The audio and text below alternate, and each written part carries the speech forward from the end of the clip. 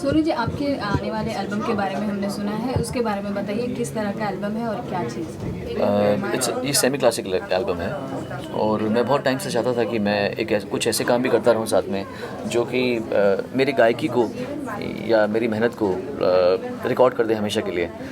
और ये एक ऐसा एल्बम बन रहा है, thanks to HMV, thanks to Deepak Pandit the composer, thanks to Ajay Jhingran the lyricist. ये एक ऐसा एल्बम है जो यादगार एल्बम होने वाला है, भगवान ने चाहा तो।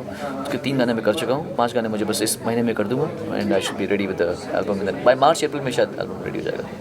आपने फिल्मों में भी ट्राई किया था, लेकिन फिल्मों मतलब आपका लुक ऐसा है, एज अ हीरो आप एक पूरा पैकेज हो, लेकिन फिर भी आपकी फिल्में नहीं चली, क्या कारण है?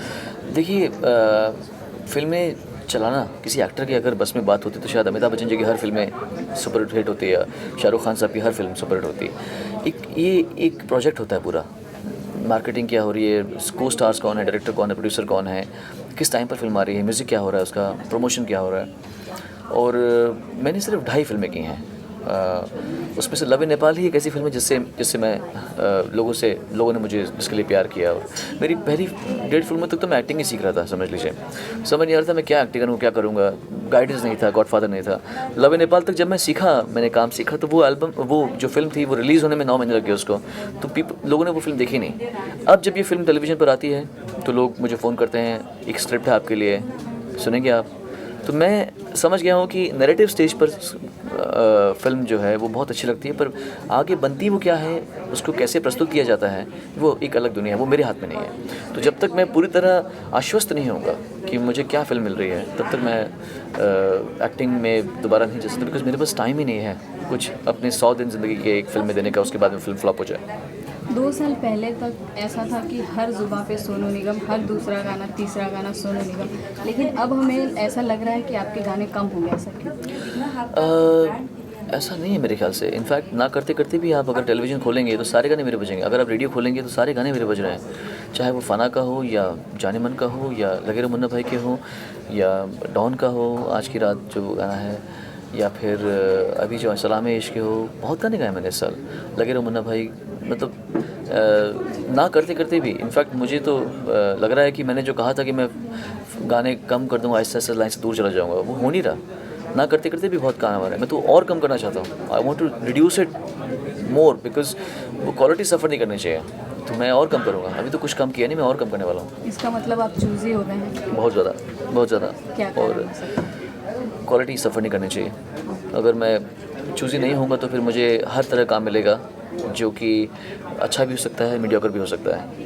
अगर मैं थोड़ा चूज़ी होऊंगा तो जो लोग अच्छा काम कर रहे हैं, जो जानते हैं कि मैं मेहनत कर रहा हूँ अपने काम में, वो मेरे पास आएंगे और मुझे और काम देंगे। आपके लाइव शोज़ ज़्यादा हो गए हैं, एज़ पर आप देखा जाए तो प्लेबैक सिंगिंग कम हो रही है, लाइव शोज़ ज़्यादा है, क्या कारण है? लाइव शोज़ ज़्यादा हैं, लेकिन उससे ज़्यादा मेरा ट्रैवलिंग है। मैं जब कहीं शो पे जाता हूँ तो मैं वहाँ पर रुक जाता हूँ 5 दिन, अकेला रहता हूँ, कुछ पढ़ता हूँ, कुछ बनाता हूँ, कुछ इंटरनेट पे जाता हूँ, मेल्स चेक करता हूँ। तो लाइव शो से ज़्यादा मैं अपने आप को अकेलेपन का टाइम दे रहा हूँ। अमेरिका में जब मैं आया तो मैं काफ़ी टाइम अमेरिका में रहा, एकदम अकेला रहा और खूब इन्जॉय किया। पेरिस में काफ़ी टाइम तक हम लोग रहे अकेले, रीयूनियन आइलैंड्स में अकेला रहा 5 दिन तक। सो आई एम डूइंग दिस, ऐसे कर रहा हूँ मैं। तो आप स्पिरिचुअल, अरे लाइट सही करिए, एक तुम लोग लाइट चालू, लाइट चालू।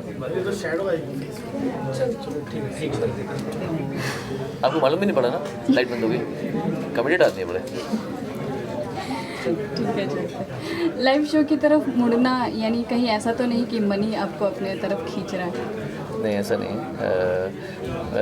आई थिंक काम करते हैं तो पैसा आ ही जाता है। अब जैसे कि मैं आपको बोलूं कि आप किसी दुकान में सेल्स वुमेन क्यों नहीं है, यहाँ पर आपको ज़्यादा पैसा मिल रहा है क्या? आप जिस काम को अच्छा करती हैं वही करेंगी ना आप। तो वैसे ही मैं जिस काम को अच्छा करता हूँ मैं उस पर ध्यान दे रहा हूँ। तो आप स्पिरिचुअल होते जा रहे हैं या सुपरस्टिशियस? स्पिरिचुअल होना एक बहुत बड़ी चीज़ है और एक बहुत बड़ी स्टेटमेंट है जो हर कोई बोलता है I am turning spiritual. Spiritual होना बहुत मुश्किल चीज़ है। स्पिरिचुअल होने से क्या होता है कि अरे क्या कर रहे हैं बंद कर रहे हैं आप? कमेडियट आदमी है। तू अभी मत चालू कर। स्पिरिचुअल होना है बहुत एक बड़ी ओवर स्टेटमेंट है जो हर कोई बोलता है मैं स्पिरिचुअल हो गया, मैं टर्न हो गया। मैं जानता हूँ कि मुझे स्पिरिचुअल होना है कभी ना कभी, पर मैं उस रास्ते गया नहीं अभी तक। मैं देख पा रहा हूँ कि मुझे वहाँ से स्पिरिचुअलिटी दिखती है, पर मैं अभी वहाँ गया नहीं हूँ, क्योंकि वो जाने के लिए फिर मुझे सब कुछ अपने काफ़ी चीज़ें बदलनी पड़ेंगी जो मैं बदलने को भी तैयार नहीं हूँ। लेकिन हाँ, अपने आप को समझ पा रहा हूँ आहिस्ता आहिस्ता, अपने आप को ढूंढ पा रहा हूँ, अपने आप को पहचान पा रहा हूँ ग्रेजुअली, और औरों को भी पहचान पा रहा हूँ। तो नॉट जस्ट अपने आप को, दूसरों को भी पहचान पा रहा हूँ। दूसरों की तरफ मेरी उनकी जजमेंट मेरी अब ज़्यादा सही हो, मेरे इंस्टिंक्ट्स सही होते जा रहे हैं आहिस्ता आहिस्ता। सुनो, एक चीज़ जानना चाहेंगे कि आपने कभी अपना नाम यूज़ किया है टू गेट समथिंग डन? क्या किया? बिल्कुल किया, बताएंगे काफ़ी बार किया।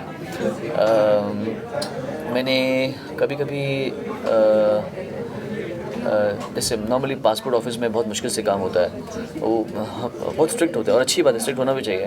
पर मैंने रिक्वेस्ट किया उनको कभी कि मेरे प्लीज़ 4 दिन में मुझे ट्रैवल करना, जो कि होता भी है। कभी कभी हम फंस जाते हैं, क्योंकि ट्रैवल इतना करते हैं, तो अगर किसी म्यूजिशियन का पासपोर्ट ख़त्म हो गया तो वो क्या करेगा बेचारा।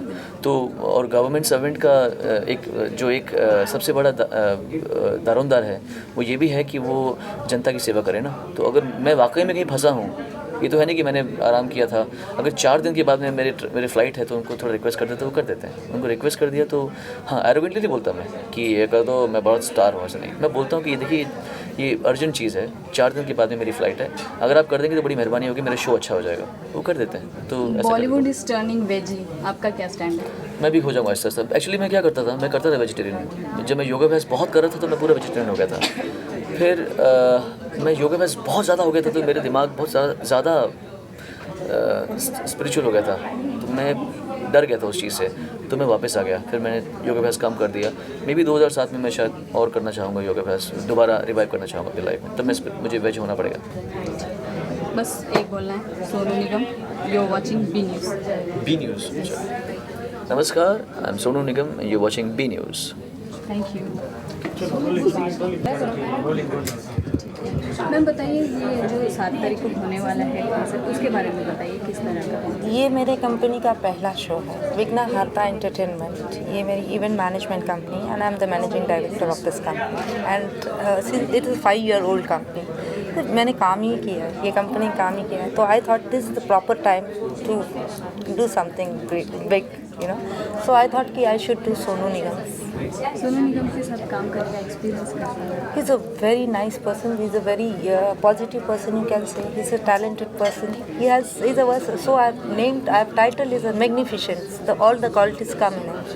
So that title tells everything. उनको लेने का कोई कारण? उनको लेने का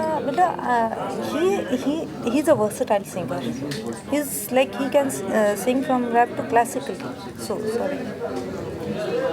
आपके भी दर्शकों को कुछ कहना है आप? दर्शकों को यही कहेंगे, ये शो बहुत ही अच्छा है, और चाहती हूँ कि मतलब ये शो के टिकट्स खरीदे, और 7 तारीख को ही है, तो tickets are all available on MMRDA ground itself on the same on the venue, and I request public without audience the show will be successful. That's thank you.